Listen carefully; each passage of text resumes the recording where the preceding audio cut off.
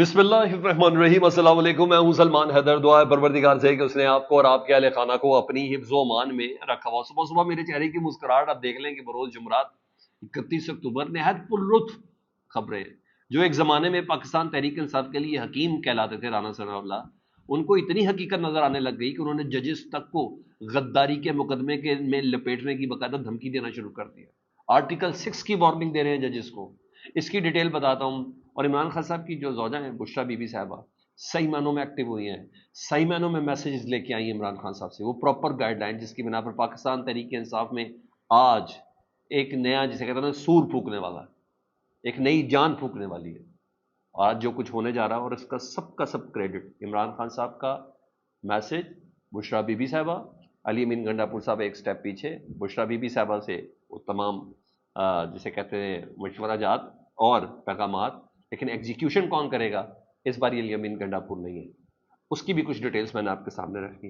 इसके अलावा एक के बाद एक अहम तरीन खबरें, बहुत अहम डेवलपमेंट्स हैं। जस्टिस याहिया अफरीदी साहब का तूती बोल रहा है सर सुप्रीम कोर्ट में, और जस्टिस याहिया अफरीदी साहब ने बाकायदा तौर पर बावर करा रहे हैं कि अगर सुप्रीम कोर्ट में कोई सीनियर है तो जस्टिस मंसूर अली शाह ही है। एक के बाद दूसरा जस्टिस काजी फाइसा साहब का जो इंतजामी फैसला था वो रिवर्स हुआ है, उसकी भी आपको बतानी है इंपॉर्टेंस क्या है। और जज अबुल हसनान जुल्कुनैन साहब की तबीयत मेरा ख्याल है फ्रेश होने का वक्त आ गया है। उनको भी आज कमात मिल चुके हैं। अहम चीज़ें एक के बाद एक आपके सामने रखता हूँ। चैनल अगर पहली बार देखें तो चैनल सब्सक्राइब कर दें ताकि मेरा और आपका ये रब्ता रहे। सबसे पहले जी राना सनाउल्लाह साहब, या पाकिस्तान तहरीक इंसाफ के लिए एक ज़माने में हकीम कहलाते थे, लेकिन अब खुद भी काफ़ी दर्द और तकलीफ और अजियत के अंदर नज़र आ रहे हैं। उन्होंने सुप्रीम कोर्ट के जजेस को आर्टिकल 6 की धमकी दी है रात में। वो कहते हैं कि आईनी तरमीम किसी भी अदालत में चैलेंज नहीं हो सकती। 26वीं आईनी तरमीम या कोई भी आईनी तरमीम किसी भी अदालत में चैलेंज नहीं हो सकती। कोई भी पार्लिमान की बनाई हुई आईनी तरमीम को ख़त्म करने की कोशिश करेगा तो उसके लिए आर्टिकल 6 मौजूद है। ये सुप्रीम कोर्ट के जजेस को धमकी दी जा रही है कि कोई भी कोशिश करेगा। ये जस्टिस याहिया अफरीदी साहब को धमकी देने की कोशिश की जाए, ठीक है। अच्छा, इसका मतलब है राना सनाउल्लाह साहब को पता चल चुका है, पीटीआई अलहदा से, जमात इस्लामी अलहदा से, और इसके अलावा आबिद ज़ुबैरी अलहदा से, दीगर लोग अलहदा से, सब तो चैलेंज करके बैठ गए। और सुप्रीम कोर्ट में अब इसकी समाअत भी होनी है, तो उस समाअत के असरात क्या हैं, ये मेरा ख्याल है राना सनाउल्लाह साहब को बड़े अच्छे से उसकी हीट पहुंच चुकी है कि ये दोबारा भेजा जा सकता है पार्लिमान को। बहरहाल वो धमकियां दे रहे हैं क्योंकि ये वैसी बुनियादी इंसानी हकूक से मुतसादिम करार दी जा रही है 26वीं आईनी तरमीम। और फ़खर दुरानी साहब की जो स्टोरी है उसके मुताबिक जस्टिस मंसूर अली शाह साहब के फैमिली ज़राए से उन्होंने बात की है कि जस्टिस मंसूर अली शाह साहब 26वीं आईनी तरमीम के सुकम पर, जितने भी सुकम हैं उन सब पर समाअत करना चाहते हैं। वो 26वीं आईनी तरमीम को सुप्रीम कोर्ट में ज़ेर बहस लाना चाहते हैं। तभी राना सनाउल्लाह साहब इस महाज पर खड़े हुए, सोते पे उठ के एकदम बात नहीं की उन्होंने, तो तब इस महाज पे खड़े हुए हैं। तभी वो गद्दारी का मुकदमा जजेस के ऊपर चलाने की बकायदा धमकी दे रहे हैं, ये जजेस को धमकी दे रहे हैं। तो ये हो रहा है। तो आप देखें इसमें इससे ज़्यादा बिदकने की हालत क्या होगी। बुशरा बीबी साहबा लाहौर आई रात को। कुछ दिन पहले आपको याद होगा कि मैंने आपको प्रेडिक्ट किया था कि बुशरा बीबी साहबा इस्लामाबाद या लाहौर मूव करना चाह रही हैं, इसलिए उन्हें पेशावर हाई कोर्ट से ये हिफाजती ज़मानत ली थी। और मतलब ये था कि वो पेशावर से बाहर निकलना चाह रही हैं, तो वो ज़मान पार्क रात को पहुंच गई। और वो पहले भी ज़मान पार्क आना चाहती थी, और मैं आपको बड़े कन्फर्म ज़राए से बात कर रहा हूँ, बहुत ही कन्फर्म, कि वो पहले भी ज़मान पार्क आना चाहती थी मगर उन्हें मना किया गया था। और उसकी वजूहात भी बयान की गई थी कि वहाँ पर बगिंग हो सकती है, यानी रिकॉर्डिंग वाला कैमरा, ऑडियो रिकॉर्डिंग और दीगर जो चीज़ें आपको पता है। यहाँ जजेस नहीं बख्शे गए थे, ये तो इमरान खान साहब का घर है, इमरान खान साहब की ज़ौजा, तो वो हो सकता है। यहाँ तो बड़े बड़े लोगों की वीडियोज़ आ गई हैं, तो ये चीज़ थी ना, तो और ऑडियोज़ भी आ गई हैं। तो इसलिए उन्हें मना किया था कि आप सीधा ज़मान पार्क ना जाएं, और यहाँ बगिंग हो सकती है। पहले लाहौर में हमें कंट्रोल तो नहीं था हमारा, तो पहले उस जगह को क्लियर कर लें, उसको डीबग कर लें जगह को, तमाम तमाम जगह को किसी भी रिकॉर्डिंग डिवाइस से हम ज़रा उसको अलहदा कर लें, तो फिर आपको बताएंगे, यानी न्यूट्रलाइज कर लें उस तमाम जगह को। बरी गाला से भी फौरी निकलने की सबसे बड़ी वजह यही थी कि उस जगह को भी डीबग हो लेने दें, ये रिक्वेस्ट की थी कि तब तक आप एक पेशावर में सरकारी रिहाइशगाह पर रहे, तो तभी वो पेशावर में सरकारी रिहाइशगाह में चली गई थी। اور شاید اب زمان پر ڈی بگ ہو گیا تو اس بنا پر وہ یہاں آئی ہیں. اور دوسری وجہ بتائی جا رہی ہے کہ ڈینٹسٹ کو پاس انہیں اپنے جانا ہے. اچھا یہ مجھے اتنی ہضم نہیں ہوئی یہ بات، مگر بہرحال بتائی جا رہی ہے تو ہم آپ کو بتا دیتے ہیں. تاہم یہ بھی ہے کہ کسی پارٹی کے رہنما کو زمان پاک آنے کی بھی اجازت نہیں دی گئی. تقریباً 10 ماہ بعد زمان پارک کا کوئی باسی جو ہے نا وہ زمان پارک کے اندر آیا.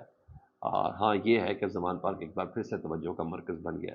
اور اگر تھوڑی سی بھی ہل جل ہوئی نا تو مریم نواز صاحبہ کے لیے پریشانی ہو سکتی ہے. اور یہ بھی طے ہے کہ یہ عمران خان صاحب کی اجازت سے آئی ہیں بشرا بی بی. جو ایک طویل ملاقات ہوئی ہے نا ان کی عمران خان صاحب، اس میں یہ بھی شامل ہے کہ پنجاب میں ہم تھوڑا ویک ہیں، پنجاب میں لوگوں کو بھی اکٹھا نہیں کر پا رہے، کیونکہ وہ جو ٹارچر، مار کٹائی، بلیک میلنگ، دباؤ، پریشر فیملیز کے اوپر، اس میں ایک مضبوط قیادت کا ادھر ہونا ضروری ہے. تو وہ ایک ڈیفینیٹ کافی میسیجنگ بھی ہوئی ہے. تو اس کے بعد ہی تو ایک دوسرا کام بھی ہو گیا نا. یہ بشرا بی بی صاحبہ کے ہی کریڈٹ میں جاتا ہوں کہ اس ملاقات کے بعد یہ ہوا ہے. سلمان اکرم راجہ صاحب کیا کہتے ہیں؟ وہ کہتے ہیں کہ آج کی تاریخ میں یعنی بروز جمعرات پاکستان تحریک انصاف اپنے احتجاج کے اگلے اور فیصلہ کن مرحلے کا اعلان کرے گی. آج کی تاریخ میں، یہ پہلے نہیں تھا، کہ بشرا بی بی کی ملاقات کے بعد ہی ہوا ہے. ٹھیک ہے. اور ان تمام لوگوں کو دعوت ہے جو جمہوریت اور انسانی حقوق کے دفاع کے لیے پرز میں. آج فائنل فیصلہ ہونا جی. یہ سلمان کر رہا ہے. میں پھر کہہ رہا ہوں یہ بشرا بی بی صاحبہ کی عمران خان سے جو ملاقات ہے اس کے ذریعے یہ تمام پیغام آئے ہیں. یہ ڈائریکشن اسی کے تھرو آئی ہے. اور میرے اطلاعات کے مطابق علی امین گڈا پور صاحب کو ذرا ایک سٹیپ پیچھے کیا گیا ہے، بشرا بی بی صاحبہ کو ایکٹیو کیا گیا ہے، لیکن ایگزیکیوشن سلمان اکرم راجہ صاحب ہی اس طریقے سے کریں گے.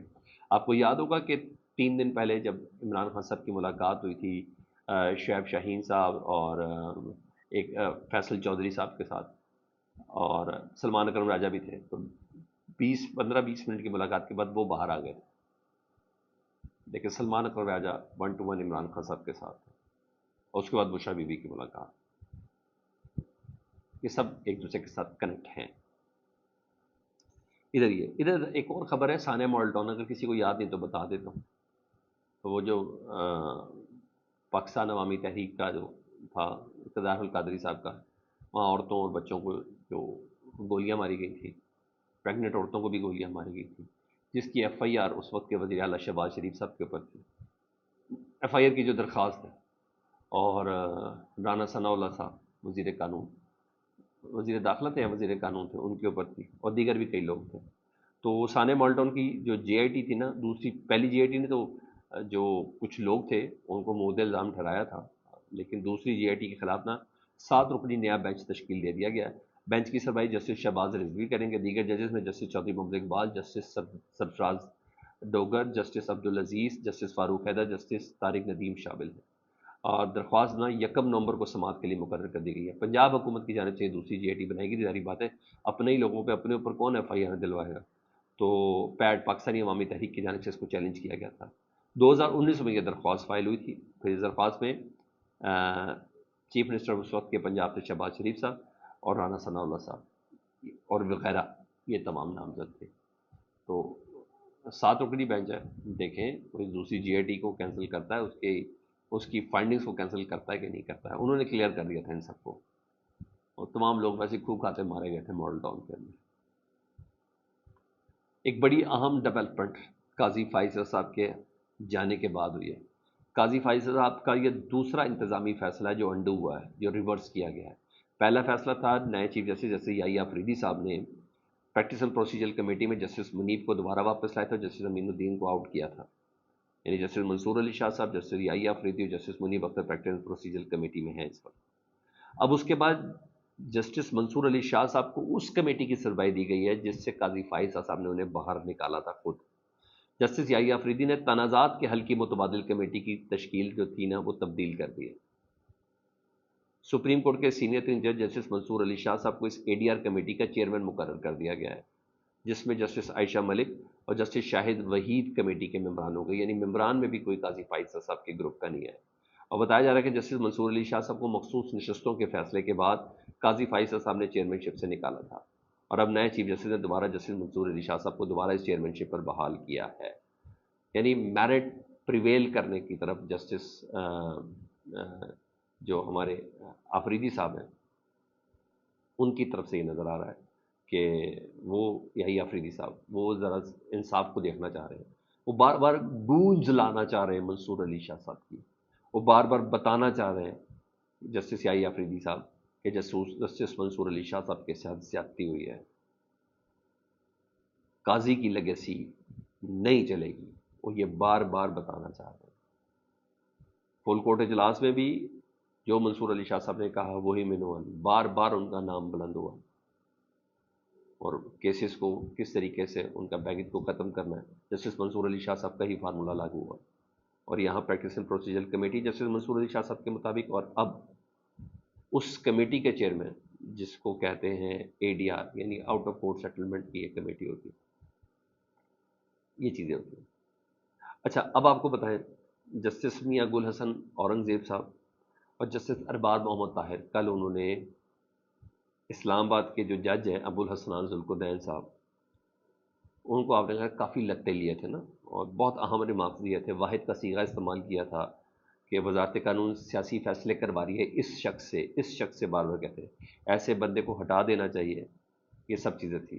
اب آپ کو خبر یہ ہے کہ دونوں ججز نے یعنی جسٹس میاں گل حسن اورنگزیب اور جسٹس ارباب محمد طاہر صاحب نے جج ابو الحسنان ذوالقرنین سے ذاتی طور پر وضاحت مانگ لی ہے. معاملہ کیا ہے وہ بتاتا ہوں. اعظم سواتی صاحب کا کہ عدالتی وقت ختم ہونے کے بعد یعنی 6:30 بجے اعظم سواتی صاحب کا جسمانی ریمانڈ دیا گیا تھا. انہوں نے کہا ہم نے عدالتی وقت ختم ہونے کے بعد اعظم سواتی کا جسمانی ریمانڈ کیسے دے دیا. بیسیکلی ان کے نواسے کی درخواست تھی کہ میرے نانا کا جسمانی ریمانڈ 6:30 بجے لیا گیا ہے. وہی جو ہمیشہ فون کرتے ہیں ابو الحسنان ذوالقرنین صاحب کو کہ ان کو MPO کے تحت اندر کر دو، اس کا جسمانی ریمانڈ کر دو، اس کو دوبارہ گرفتار کر دو، تم بیمار ہو جاؤ، کسی کی فاتح پہ چلے جاؤ، ملک سے باہر چلے جاؤ. وہ جو ہمیشہ ابو الحسنان ذوالقرنین ایک پنٹر کے طور پر استعمال ہوتے ہیں. تو انہوں نے یہ بیسکلی پلی پکڑی تھی. اور اسلام آباد ہائی کورٹ میں یہاں ایک بینچ نہیں ہے، دو بینچ ہیں. اور دونوں ججز نے پروسیکیوٹر جنرل کو بھی عدالتی حکم انہوں نے کل کہا تھا کہ مجھے موصول نہیں ہوا. انہوں نے کہا فوراً رجسٹرار کو معاملے کی حکم تحقیقات کرنے کا کہا ہے، چیک کریں کہ ان کو ملا تھا کہ نہیں ملا تھا نوٹس. تو یہ کیسے ہو سکتا ہے. تو ابو الحسنان ذوالقرنین صاحب سے بھی ذاتی وضاحت طلب کر لی. میرا خیال ہے کہ بہت بےزتی ہو گئی ہے. اور یہ سب اس وقت چل رہا ہے سر. اور باقی دیکھتے ہیں نومبر میں نے بتایا کہ شاید کچھ لوگوں کے لیے ٹھنڈا ہو لیکن کچھ لوگوں کے لیے بہت گرم ہونے جا رہا ہے. فیڈ بیک سے متعلق ضرور آگاہ کیجیے گا. اپنا بہت خیال رکھیں. اللہم صلی علی محمد و علی محمد.